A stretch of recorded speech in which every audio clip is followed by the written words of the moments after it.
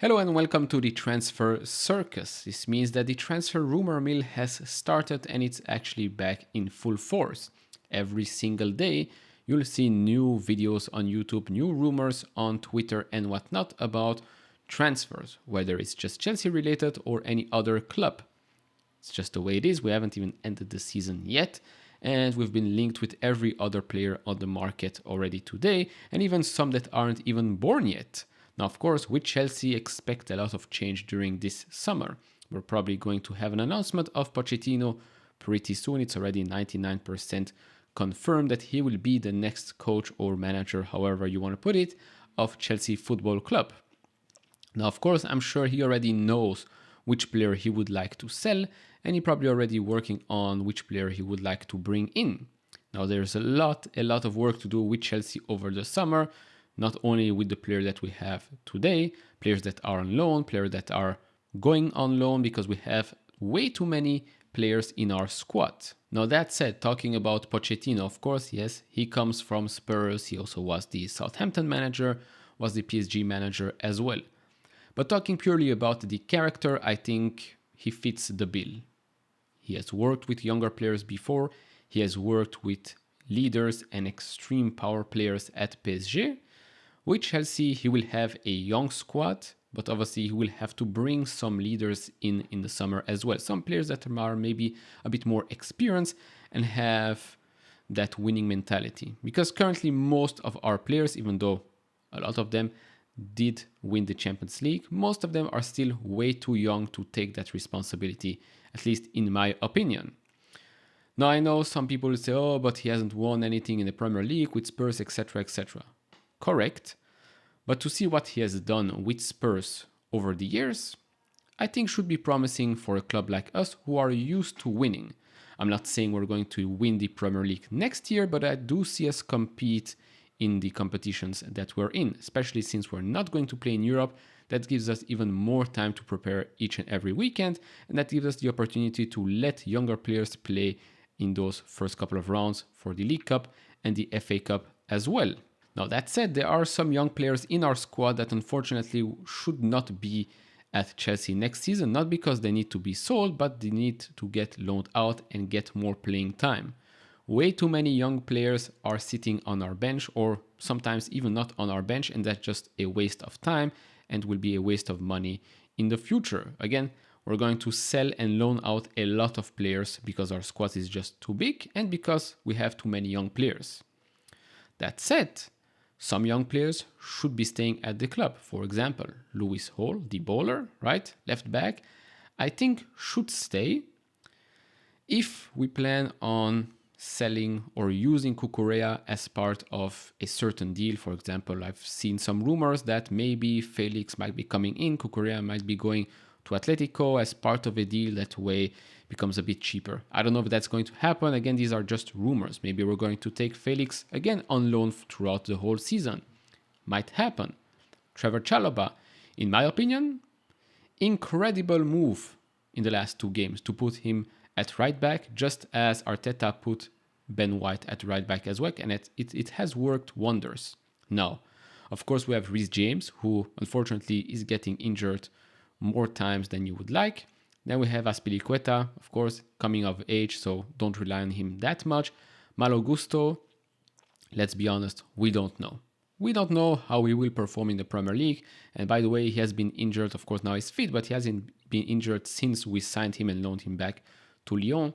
So remains to be seen what happens with him next season. But Trevor Chalobah at right back is a very, very good option to have. Also saves us some money because he can play center back or right center back and right back as well. Then we might have Levi Colwill coming back to the club.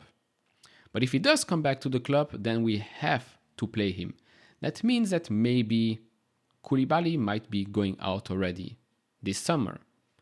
Wouldn't surprise me, to be honest, and I should say that I would have liked Fofana to never join the club, because again, we overpaid for him. He is also injury prone, and let's be honest, he's not even that much better than Trevor Chalobah. But okay, he's our player right now. Let's hope he does much better than what he has showed us this season. Now, going back to the transfer circus, We've been linked already with Neymar, Lautaro Martinez, Gavi, Messi, Ronaldo, Leao, Onana, Rice. I mean, the list goes on and on and on. Each day you will see another thumbnail with "Welcome to Chelsea XYZ," or "Chelsea is after this player and that player. Mauricio Pochettino wants him, him and that." I mean, it's getting ridiculous at this point, right? Now, that's not to say that none of these players will join the club. No, I'm pretty certain that we will sign a striker. We'll probably sign a goalkeeper as well, because I don't think we're going to continue with Mendy and Kepa. That's just my opinion. And then someone to replace Kante over the long term, and maybe even Kovacic as well, since rumors say that Kovacic might be looking to go elsewhere this summer. So yes, expect rumors for strikers, midfielders, and a goalkeeper as well. As for defenders, I think we are okay, unless we sell more than what I expect. I think right now, striker, midfielder, and goalkeeper should do the trick. Of course, some people will say, oh, we need more wingers. No, I don't think we need more wingers. We just need one quality number 9. Which, when you think of it, when you spend 600 million on 2 transfer windows and then you look at the squad and you're like, actually, we don't really have a clinical striker. We have Aubameyang, who barely plays, David Datros Fofana, who barely played and is way too young to be the main striker, Armando Broja, who has been injured throughout the whole season. Remains to be seen what happens with him over the summer, if he can get back into the groove that he was when he was at Southampton and at the start of this season. We don't know what happens there. And then, of course, whether or not Felix plays as a striker, doesn't play as a striker, Havertz, what happens with him, striker or not striker, will we play behind or not? Remains to be seen, of course, and Kuku comes in. So that's another attacking player that joins the squad. Sterling, what happens with him? Can he perform much better next season? Yes, no. Madueke, great form right now. Can he continue to produce that quality in the next coming games and during preseason? Lots of questions, as you can see here. So again, attacking positions besides the striker, I don't think we will have to address anytime soon. Of course, I'd love to address the Mount and Kante situation, give them new contracts so that we're maybe less pressured to start signing players that we don't really need. Because remember, with Pochettino, it's very, very important to sign players with character, rather than having players that look great when you look at the statistics, right? Great passing, great dribbling skills, does score some goals, etc., etc. But if the character of the player isn't great, you'll just ruin the dressing room. I much rather have a great character in the team that will improve over time than having someone with a bad character, good skills, but bad character. I mean, what happens? Let's say you have a basket of fruits, right? You have your fruits, most of them are in good condition. You put one, let's call it bad apple, rotten apple, in that basket. It doesn't take long until your whole basket is rotten. And the same thing can be applied with bad characters players. I mean, it doesn't take a genius to get to that conclusion, right? We've seen these examples throughout the year in each and every team. Now, one of the most important things for me, of course, do share your targets, transfer targets for this summer down in the comments below. But the most important thing for me is that Pochettino made it extremely clear what his plan is, made it extremely clear to Burley that he does not want Burley or any of his friends to come in the dressing room in the middle of the game. Because again, like Sterling said, if the club is not behind the manager, if the club doesn't follow the manager, what's the point?